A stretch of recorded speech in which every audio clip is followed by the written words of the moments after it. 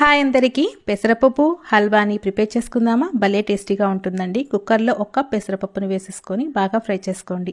దీంట్లోనే 3 కప్పుల వాటర్ని యాడ్ చేసుకుని ఒక విజిల్ వచ్చే వరకు ఉడికించేసుకోండి. తర్వాత ఈ పప్పు మెత్తగా ఉడికిపోయాక బాగా మెదుపుకోండి. స్టవ్ వెలిగించుకొని వేరొక గిన్నెని పెట్టేసుకోండి. దాంట్లో 2 కప్పుల బెల్లాన్ని వేసుకొని అరకప్పు వాటర్ని వేసుకొని జస్ట్ మనం బెల్లం కరిగిపోతే సరిపోతుందండి. వేరొక బాండీలో అరకప్పు నెయ్యి, జీడిపప్పు పులుకులు వేసుకొని ఫ్రై చేసుకోండి.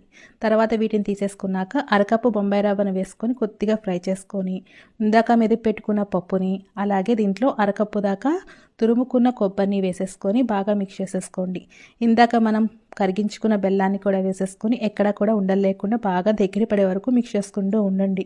దీంట్లోనే కొద్దిగా యాలకుల పొడి, ఫుడ్ కలర్ని వేసుకోండి. ఇది పూర్తిగా ఆప్షనల్ మాత్రమే. ఫైనల్గా జీడిపప్పు పులుకులు వేసేసుకొని వీటిని మిక్స్ చేసేసుకొని సర్వ్ చేసేసుకోవడమే. చాలా టేస్టీగా ఉంటుందండి. ఒకసారి మీరు కూడా ట్రై చేసి ఎలా వచ్చిందో